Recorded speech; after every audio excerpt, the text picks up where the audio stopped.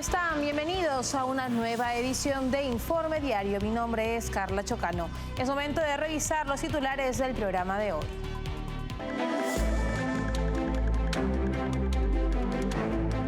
Seis opositores al régimen de Maduro vinculados al comando con Venezuela permanecen refugiados en la Embajada de Argentina en Caracas sin acceso a electricidad, agua ni alimentos.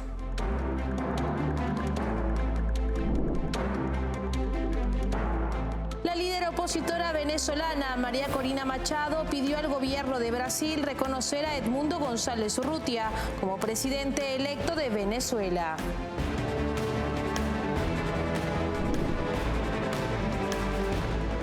El gobierno de Pedro Sánchez nombró a Álvaro Albacete como embajador en Venezuela. Este nombramiento ha generado polémica al reforzar la relación con el régimen de Maduro y alejar a España de sus aliados tradicionales.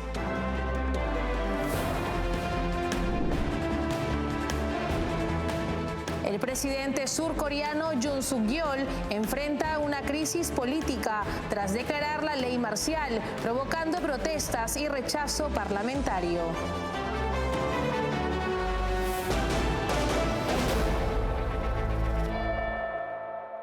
Y ahora les contamos que en medio de un creciente asedio, 6 opositores al régimen de Nicolás Maduro, vinculados al comando con Venezuela, permanecen refugiados en la Embajada de Argentina en Caracas, sin acceso a electricidad, agua ni alimentos. Su situación ha desatado fuertes críticas internacionales, al ser considerada una violación flagrante a los derechos humanos y al derecho internacional que protege el asilo político.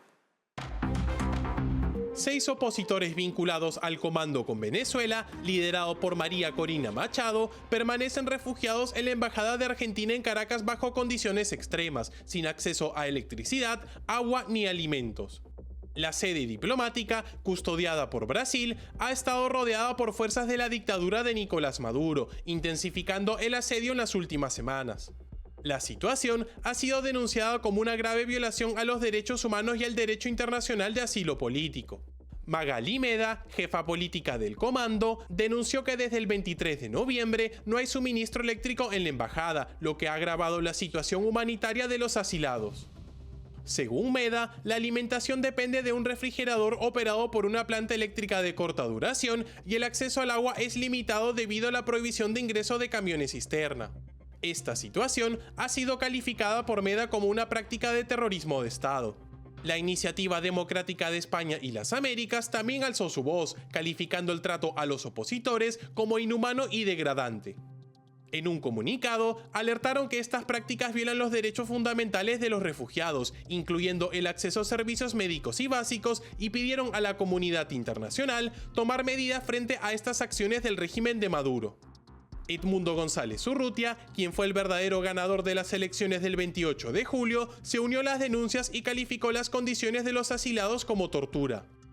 Comparó esta situación con el sufrimiento que enfrenta la población venezolana en general y aseguró que continuará denunciando estos hechos en instancias internacionales, exigiendo el fin de las violaciones a los derechos humanos. La custodia de la Embajada de Argentina está a cargo del gobierno de Brasil desde agosto pasado, tras la ruptura de relaciones diplomáticas entre Maduro y el presidente argentino, Javier Milei, quien se negó a reconocer los fraudulentos resultados electorales. Esta crisis refleja no solo el deterioro de las relaciones diplomáticas en la región, sino también la represión sistemática del régimen de Maduro contra la oposición en Venezuela. Y por su parte, Edmundo González Urrutia, presidente electo de Venezuela en el exilio, denunció la situación crítica que enfrentan los 6 refugiados opositores en la Embajada de Argentina en Caracas. Según González Urrutia, los refugiados sufren cortes de agua y electricidad, además de restricciones de alimentos, lo que considera una forma de tortura que afecta a todos los venezolanos. A través de redes sociales, el opositor exigió una intervención internacional urgente ante esta violación de derechos humanos. Los 6 refugiados, entre ellos la colaboradora de María Corina Machado, Magalí Meda, han compartido videos que documentan su difícil situación, mostrando la presencia constante de patrullas de la Dirección de Acciones Estratégicas y Tácticas, quienes bloquean el acceso a la embajada. Meda detalló que la sede diplomática ha estado sin agua ni electricidad durante varios días, lo que agrava aún más la situación. María Corina Machado calificó de tortura las condiciones de los asilados y pidió a los países democráticos que actúen de inmediato. Además, la Cancillería argentina ha denunciado los actos de hostigamiento e intimidación contra su embajada y exigido salvoconductos para permitir la salida de los refugiados. Estos hechos evidencian la creciente represión del régimen de Maduro y su ataque sistemático a la oposición, incluso dentro de las sedes diplomáticas internacionales. Y por su parte, el gobierno de Argentina presentó este martes una denuncia formal ante la Corte Penal Internacional por el asedio que fuerzas policiales de la dictadura venezolana mantienen contra su embajada en Caracas. La sede diplomática alberga a 6 líderes opositores al régimen de Maduro, quienes han buscado refugio tras denunciar persecución política. Mario Oyarzábal, embajador argentino en los Países Bajos, señaló durante la asamblea de la Corte Penal Internacional que la embajada ha sido objeto de hostigamiento, incluyendo cortes deliberados de electricidad y agua, así como bloqueos al acceso de suministros básicos. Es imperativo que Venezuela respete la inviolabilidad de las sedes diplomáticas y facilite los salvoconductos para los asilados cuya vida corre peligro, subrayó Oyarzábal. Los refugiados forman parte del círculo cercano de María Corina Machado, líder opositora que ha cuestionado abiertamente las elecciones presidenciales del 28 de julio. Argentina, junto con otros países, desconoce los resultados que dieron la victoria a Maduro, calificándolos como fraudulentos. La denuncia argentina coincide con un llamado del fiscal de la Corte Penal Internacional, Karim Khan, para que el régimen de Maduro libere a menores detenidos en las protestas postelectorales.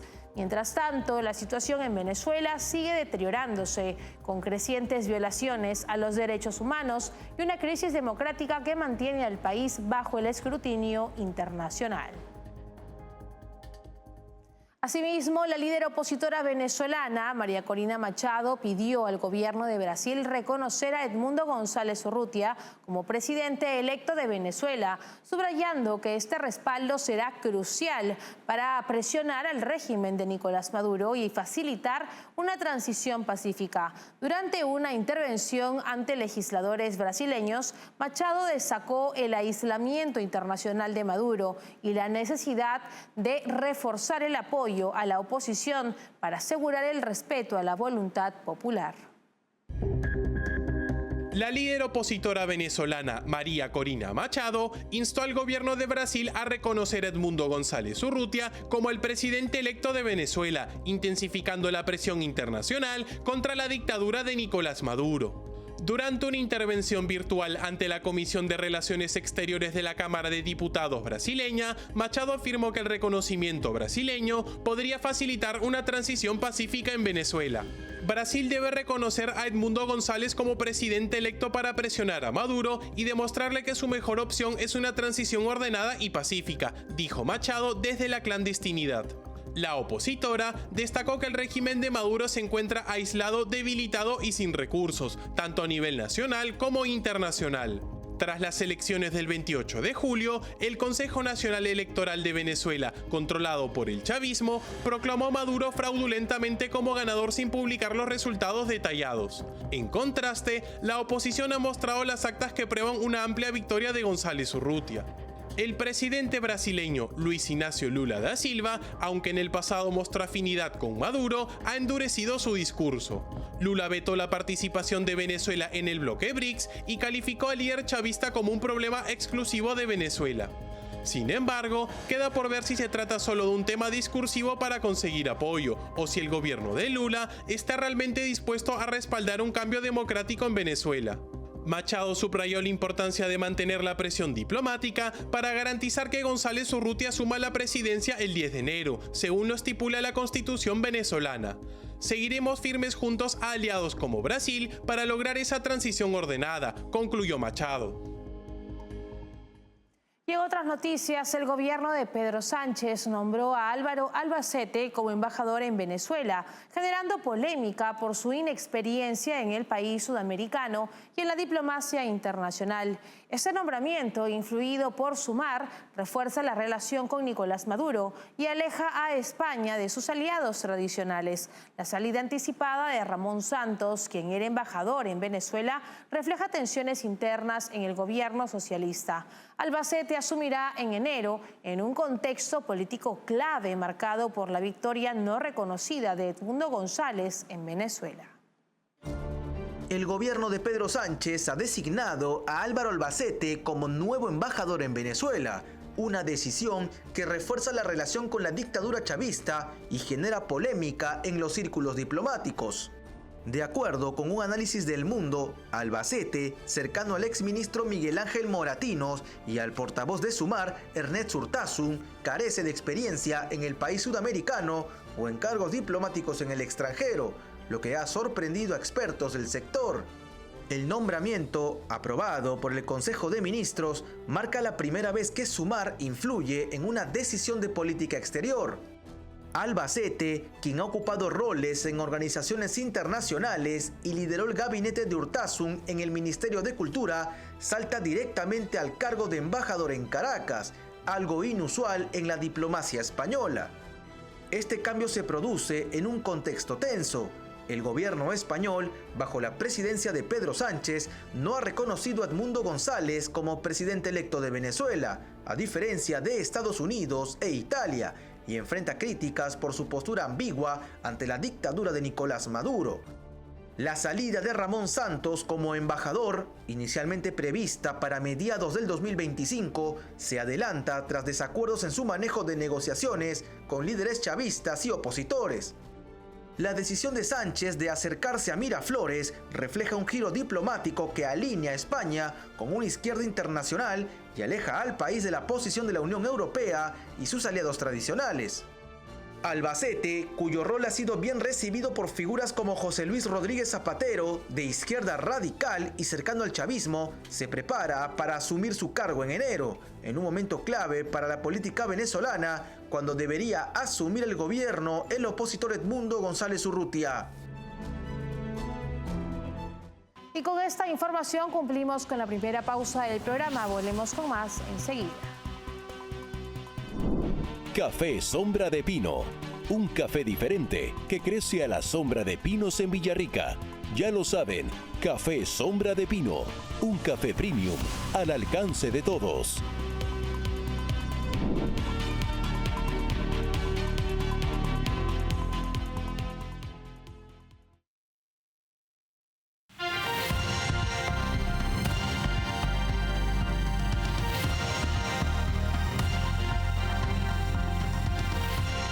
Más de un año de asumir la presidencia de Argentina, Javier Milei viajará a Italia para participar en el Festival Atreju, organizado por el partido Hermanos de Italia, liderado por la primera ministra Giorgia Meloni. Este evento, que se celebrará en el emblemático Circus Maximus de Roma, contará con Milei como figura destacada este año. La visita programada para el 14 de diciembre será breve, pero intensa. Milei asistirá al Festival Juvenil, un encuentro que Meloni creó en el 98, inspirada en la literatura fantástica, y aprovechará su paso por Italia para reunirse con empresarios locales. Según fuentes oficiales, esta será la sexta ocasión en que ambos líderes se encuentren, fortaleciendo su afinidad política e ideológica, que quedó evidenciada en recientes reuniones internacionales como el G7, la ONU y el G20, además de la visita de Giorgia Meloni a Buenos Aires. Durante su encuentro más reciente en Argentina, ambos mandatarios reafirmaron su compromiso con la defensa de los valores de Occidente, la lucha contra el narcotráfico y el lavado de dinero y la ampliación de relaciones comerciales. También condenaron los regímenes autoritarios como el de Nicolás Maduro y expresaron su apoyo a Ucrania. La asistencia de Javier Milei a este evento refleja su conexión con líderes políticos europeos de derecha y su intención de estrechar lazos internacionales, reforzando su postura en el escenario global. Continuamos en Argentina, donde el vocero presidencial Manuel Adorni habló sobre el importante cambio que implementará el gobierno de Javier Milei, señalando que ahora las universidades nacionales podrán cobrar aranceles a los estudiantes extranjeros no residentes. Además, Adorni indicó que los extranjeros que no residen en el país tampoco tendrán atención médica gratuita. Que el gobierno nacional va a impulsar una serie de modificaciones en el régimen migratorio. El objetivo de las medidas es avanzar, por supuesto, como en todas las medidas que tomamos, hacia un país ordenado y en este caso que cuide sus fronteras y proteja a los ciudadanos argentinos. Este es el objetivo de esta reforma que vamos a impulsar. En primer lugar, se va a disponer que las universidades nacionales puedan cobrar aranceles a los estudiantes extranjeros no residentes. Esto va a representar una fuente de financiamiento para las casas de estudio y para que, solamente como ejemplo, hoy uno de cada 3 estudiantes de medicina es precisamente extranjero. En segundo lugar, vamos a disponer en este cambio en el régimen migratorio el fin de la gratuidad de la atención médica para extranjeros tal como la conocemos hasta ahora. Los organismos nacionales, provinciales o municipales competentes en materia de salud van a determinar las condiciones de acceso al sistema de salud, incluyendo la posibilidad de cobrar el servicio a los extranjeros que no residan en el país. Desde que se tomó esta medida en Salta, por ejemplo, bajó el 95% la atención a extranjeros y se generó un ahorro de 60 millones de pesos, que esto implica desde ya no solo el ahorro fiscal que pueda significar, sino también la mejor atención para el resto de los ciudadanos que efectivamente son residentes de nuestro país. Así que bueno, nos despedimos de los famosos tours sanitarios que son tan conocidos en la República Argentina, por desgracia. Y en otras noticias, el presidente surcoreano Yoon Suk-yeol enfrenta una crisis política tras declarar la ley marcial, provocando protestas y rechazo parlamentario. La Asamblea Nacional, controlada por la oposición, presentó una moción para destituirlo, que podría votarse esta semana. La ley marcial, justificada por Yoon como respuesta a una crisis interna, ha erosionado aún más su popularidad en un momento geopolítico tenso. El presidente de Corea del Sur, Yoon Suk-yeol, enfrenta una crisis política luego de declarar ley marcial el martes por la noche, una medida que sorprendió tanto a la población surcoreana como a sus aliados internacionales, incluido Estados Unidos. Un día después, la Asamblea Nacional presentó una moción para destituirlo, que podría votarse este viernes o sábado. La moción necesita el apoyo de 2/3 del Parlamento, controlado mayoritariamente por el opositor Partido Democrático y sus aliados. Aunque faltan menos de 10 votos para alcanzar el umbral, algunos legisladores del partido de Yoon podrían romper filas tras la controversia. La ley marcial, que otorgó control militar al gobierno, desencadenó protestas masivas y un repudio inmediato del Parlamento, que votó 190-0 contra la medida. Durante varias horas, soldados armados tomaron el edificio de la Asamblea Nacional, una acción que evocó dolorosos recuerdos de la represión militar en el país. Yoon justificó su decisión alegando una crisis constitucional causada por disputas políticas internas y amenazas de fuerzas comunistas de Corea del Norte. Si el Parlamento aprueba la destitución, el primer ministro asumiría temporalmente el poder mientras la Corte Constitucional revisa el caso. El proceso podría tomar meses, como ocurrió en el 2016 con la destitución de Park Geun-hye. La popularidad de Yoon, ya debilitada por escándalos y políticas impopulares, se encuentra en mínimos históricos. Según Wall Street Journal, su intento de imponer la ley marcial podría profundizar aún más el rechazo ciudadano y fortalecer las demandas de un cambio en el liderazgo. Esta crisis ocurre en medio de tensiones con Corea del Norte y un momento geopolítico complicado, en el que las amenazas del norte son cada vez más grandes y el acercamiento con Rusia representa un grave peligro. Con esta información nos separamos por unos instantes, regresamos enseguida con lo último. Café Sombra de Pino, un café diferente que crece a la sombra de pinos en Villarrica. Ya lo saben, Café Sombra de Pino, un café premium al alcance de todos.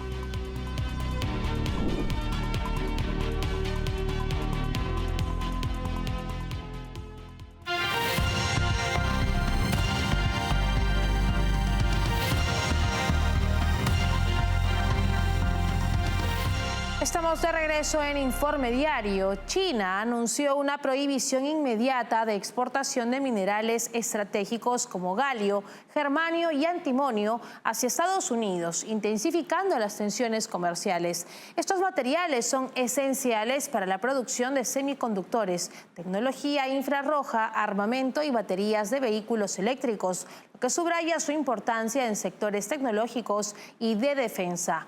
Esta medida responde a las restricciones impuestas por Washington a más de 140 empresas chinas en el sector de los semiconductores. Aunque ya se habían restringido envíos de estos minerales en el pasado, esta decisión, que afecta exclusivamente a Estados Unidos, marca un nuevo nivel de confrontación. En respuesta, la Casa Blanca condenó la medida y enfatizó la necesidad de diversificar las cadenas de suministro para reducir la dependencia de China. China domina la producción global de estos recursos. El 98% del galio y más de la mitad del antimonio refinado provienen de este país. Los precios del antimonio han aumentado drásticamente en el último año, mientras que las industrias occidentales advierten sobre los impactos en la producción tecnológica y militar. La prohibición refleja un recrudecimiento de la guerra comercial, esto tras medidas duras implementadas por el gobierno de Joe Biden, a pesar de haber criticado a Donald Trump por también imponer medidas fuertes contra China en el pasado. Queda por ver qué sucederá con las relaciones comerciales entre ambos países en el siguiente gobierno de Donald Trump. Así llegamos al final en esta edición de Informe Diario. Para más novedades pueden escanear el código QR que aparece en este momento en sus pantallas. Estamos en www.grupotvl.com. Nos pueden seguir en Twitch como TVLESP.